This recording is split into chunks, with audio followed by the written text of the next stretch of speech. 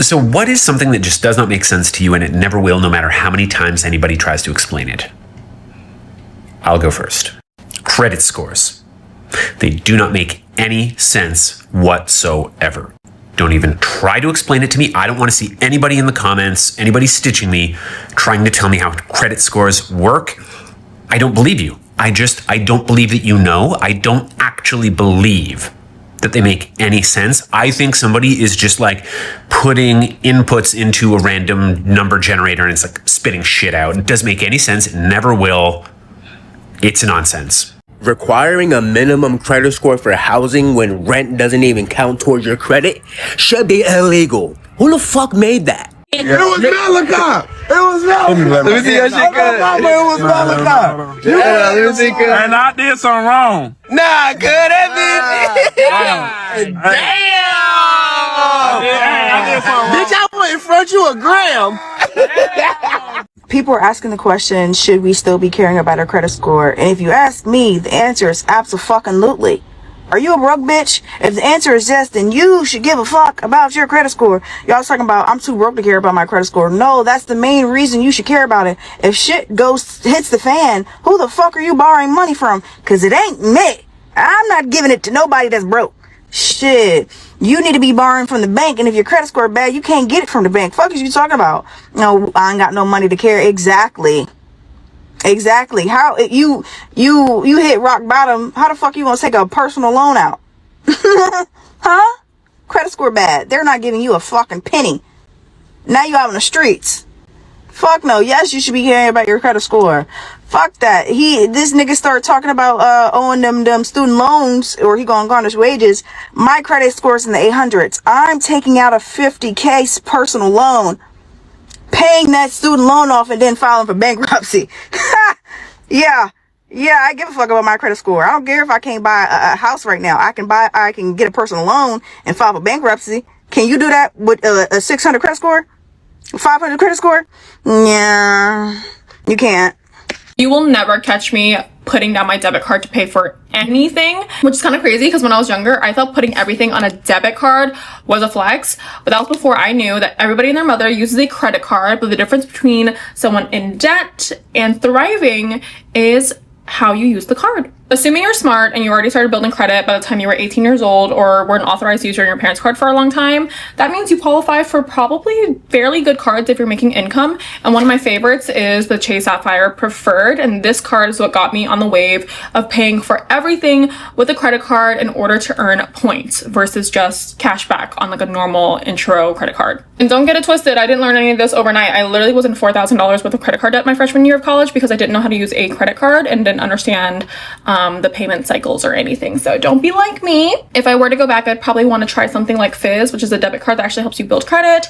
And as a disclaimer, this is the company I work for and I actually really love the product. But if you want me to talk more about it, let me know. I never talk about my career on here. So anyway, back to the credit card. If you pay for all of your purchases on a credit card and pay it off on time every single month, you can be getting points and not accruing any interest. So you're just paying for the item as a whole, not for more, and quite honestly, for a little bit less. For example, with all the points I accrued on this Chase credit card in the last year, I was able to use the points to book a business class flight to Asia for just $60. And no, I didn't even use like 100,000 points. It was like 70,000 points. But even then, that's a pretty fat deal. Plus, when you're using a credit card, you're building credit. And if you don't know what a credit score is, it's basically your adult GPA that tells banks and lenders that you're capable of paying back money. So if one day you want to buy a car, a home, or rent an apartment, you will need to share your credit score in order for them to know that you're trustworthy. And a few other factors that kind of account to a really good score is time. So your credit history. So the sooner you start, the longer that length will be, which is great because now even after 6 years, that's too short of a credit line to consider me really good in credit history. But the factors contributing to my good credit score is opening a line of credit, multiple lines of credit, while also making on-time payments and keeping my credit utilization low. Currently, my credit score is probably like a 740 something, but that's only because I just opened a new credit card. It dips down a little bit before going back up since they did a hard credit check. But anywho, building credit is just the first step. If you want more personal finance content, let me know, because I don't really know where to put this knowledge, to be honest. You know what really bothers me? Really grinds my gears? Credit. Credit is the biggest scam because what do you mean? You're calling me. That's past due. Okay, I pay the thing off. I pay it completely off. Your credit just dropped. What are you talking about? You complain about me not giving you the money. I give you the money and I pay it completely off. Your credit points just dropped. They just dropped 5 points. Are you joking? It's a scam. It is such a scam because what do you mean? You're hounding me, calling me day in, day out. I freaking pay it and then my credit drops. Who do I gotta fight? Because what do you mean it dropped? Y'all are blowing up my line about my credit card bill. I pay it. Your credit dropped. Biggest scam. And it drives me insane. Grinds my gears to the least.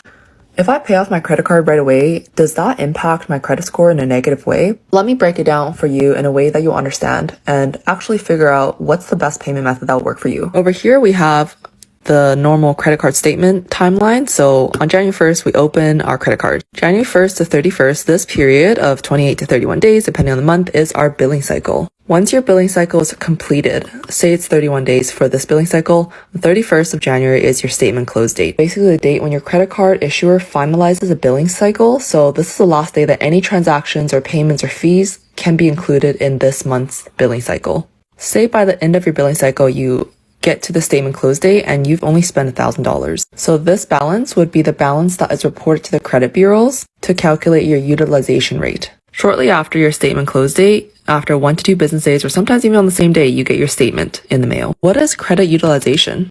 This credit utilization rate is used to calculate your credit score. This is a simple calculation. Credit utilization equals your credit card balance at the statement close date divided by the credit limit that you were allotted at the time that you opened your card. And to turn this into a percentage, we all know we just multiply that by 100.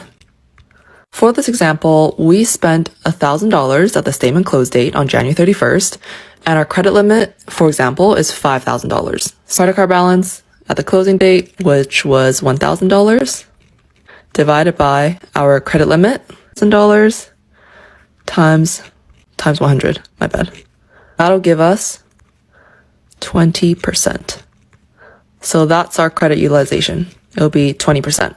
This example is only valid for if you only spent $1,000 from January 1st to January 31st, then you'll have a utilization rate of 20%. But if you pay off your credit card every single day as soon as you spend it, it will look very different. If you pay off your credit card every day, say I spent $20 here and I paid off right away, so that just cancels out. So this month I spent $1,000, but I paid it off before the statement close date, so my statement close date balance will be 0. Applying the same formula, here's our calculation. Credit card balance as of the statement close date is not 1,000, but 0 because you paid it all off before the statement close date.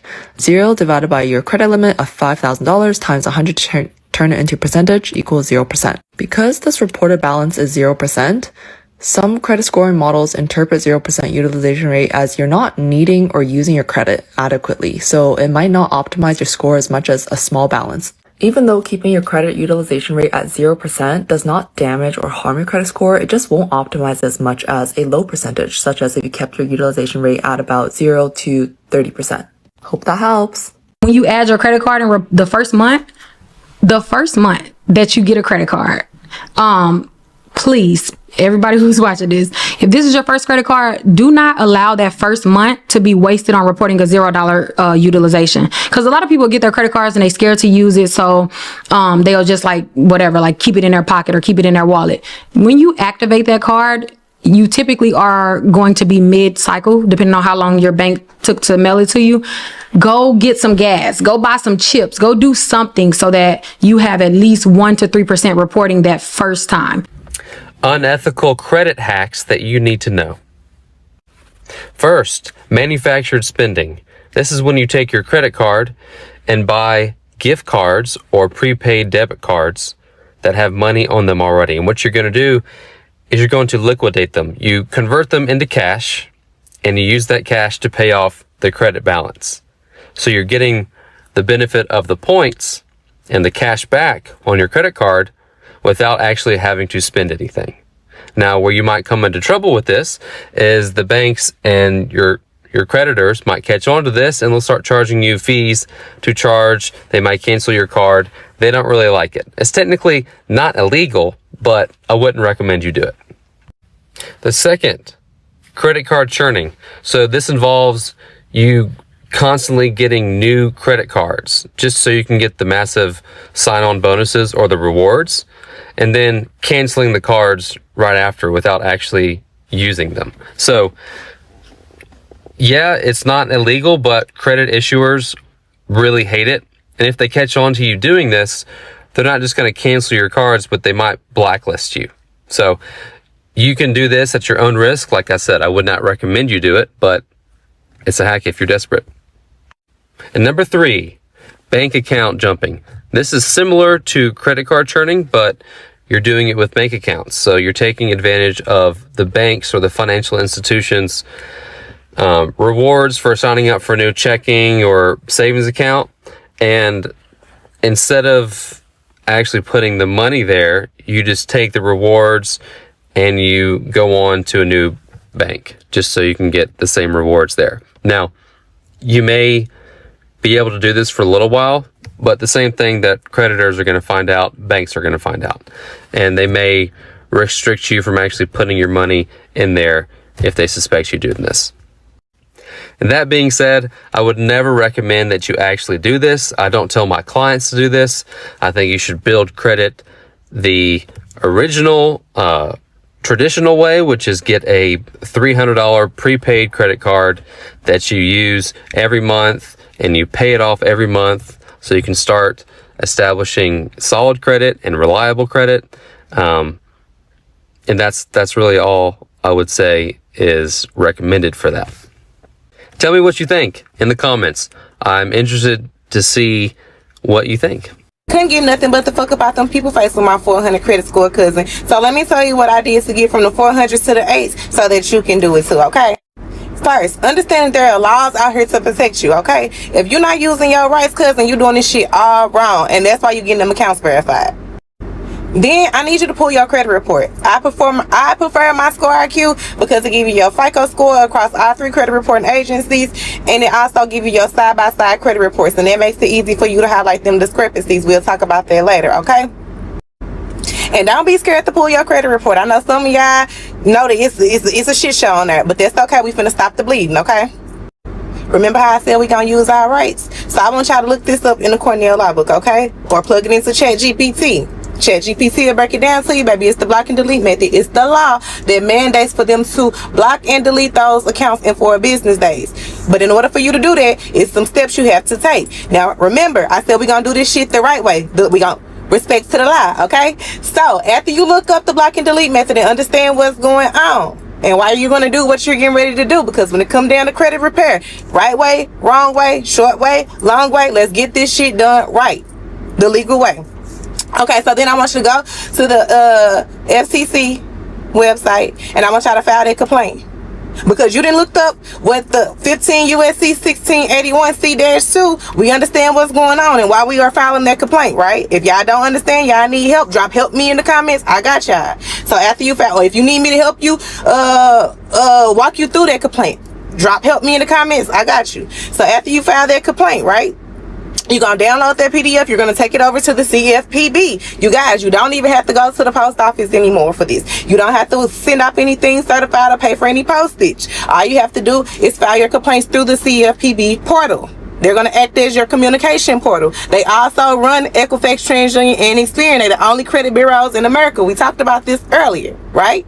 So then after you submit your complaint through the CFPB, if you need help with that, drop help me in the comments. I got you. If you need a step-by-step on the CFPB website, I got you. Drop help me. I'm going to help you, okay? Because I need y'all to get this shit done. Go ahead, file your CFPB complaint. You're going to include your ID, the FCC complaint, your social security card, your proof of address, and your disputes, right? The CFPB going to send it over to Equifax, TransUnion, and Experian for you.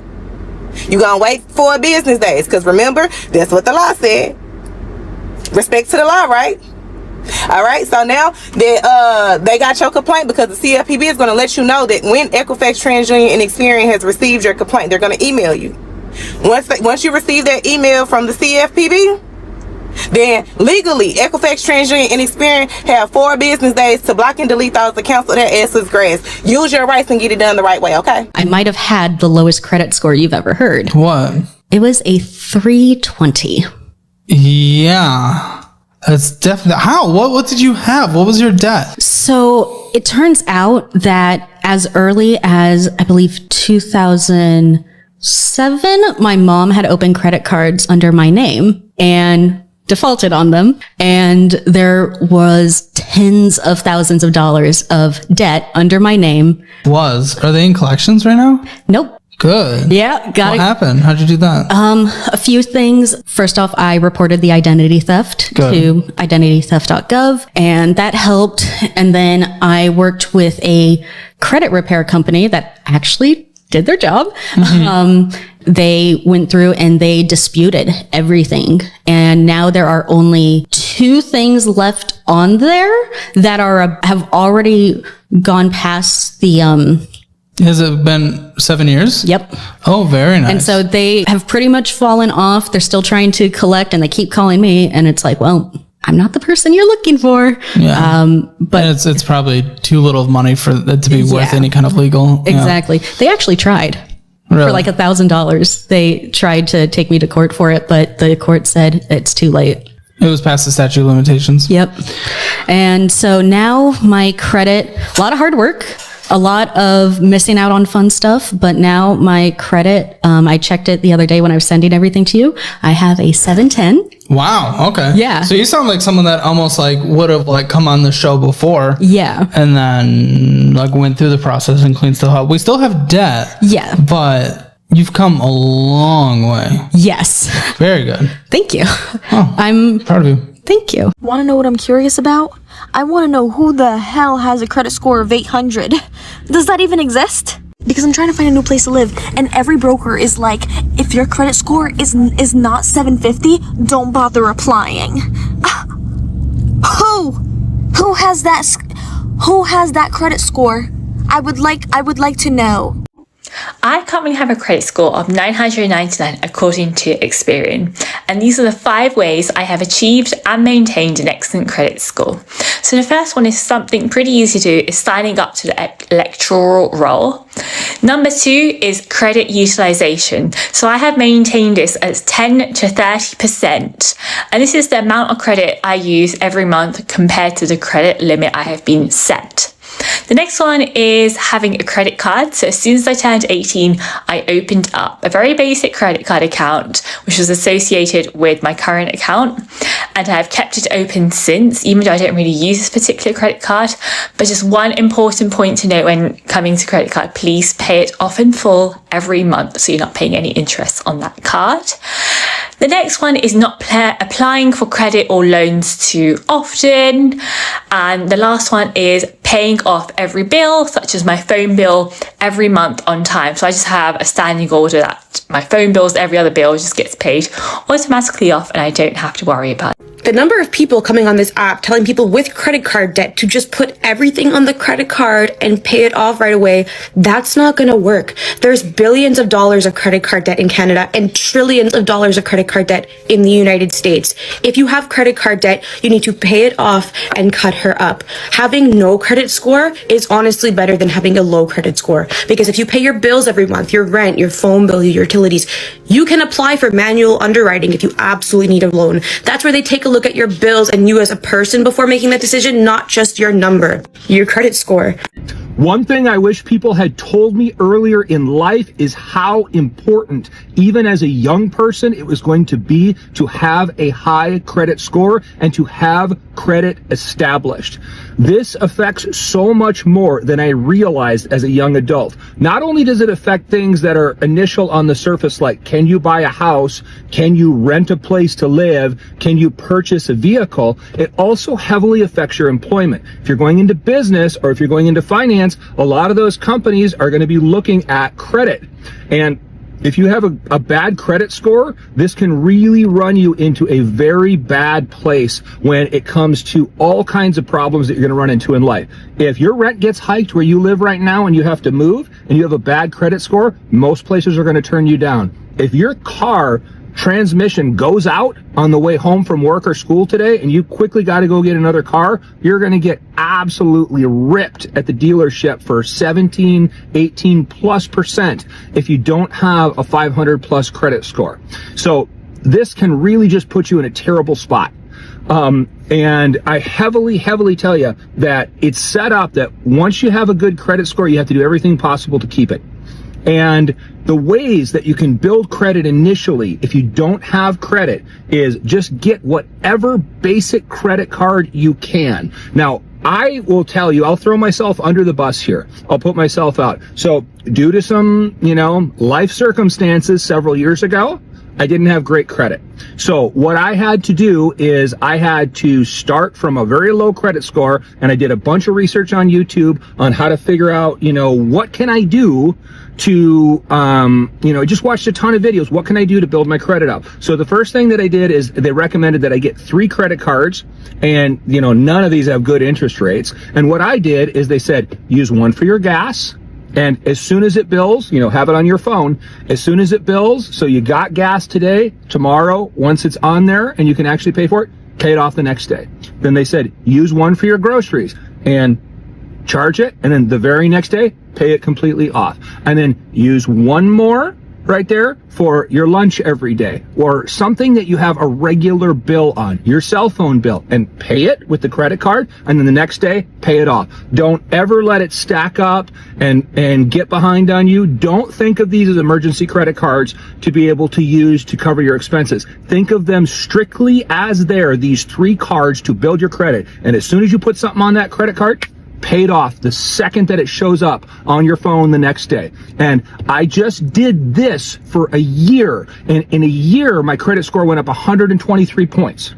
So then when I needed a new vehicle, I was able to go and get it, and I set it up. And again, you're going to do things and make sure you don't miss a single payment, that not a single payment is late on anything that affects your credit.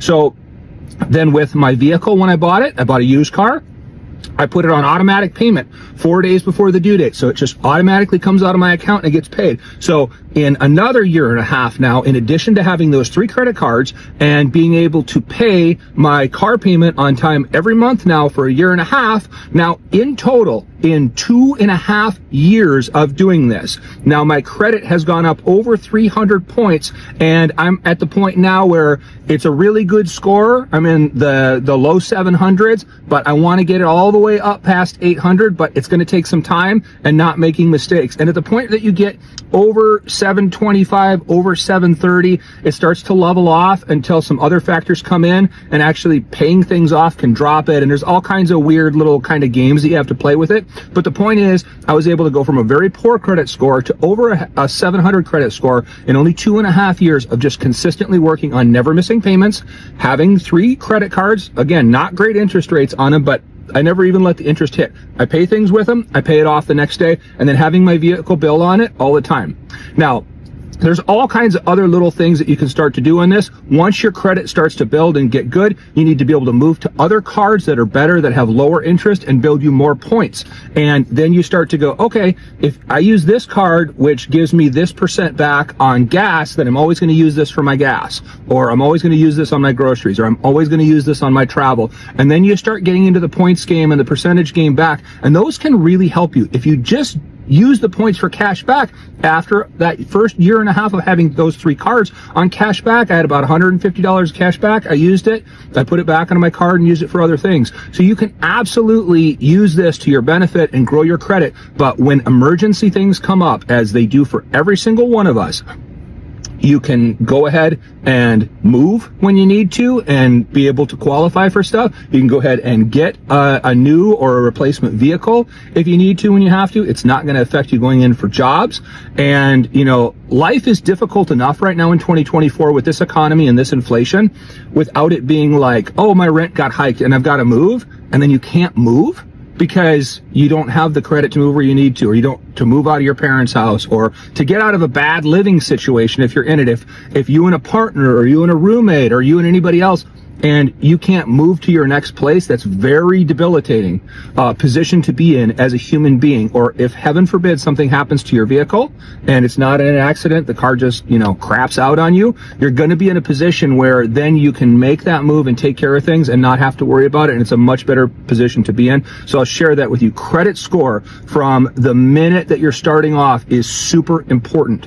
And if you're under 18, or if you have abysmal, can't get credit, whatever has happened, you can either go through a credit repair agency, or if you know somebody that is close to you, a family or friend that is extremely responsible with their money and with their credit, they can add you onto their card as an authorized user. And then every month when they make their payments on time, then it's going to show up that you're also having good credit. And parents, you can do this for your children as well. I'll make another video about that separately, but do everything that you can and take your credit score seriously, because it'll affect a lot of things in your life, guys. What's your credit score? 737. So if you want to qualify, you have to have a higher score than me. What's your credit score? Very high. What's your credit score? What do I look like?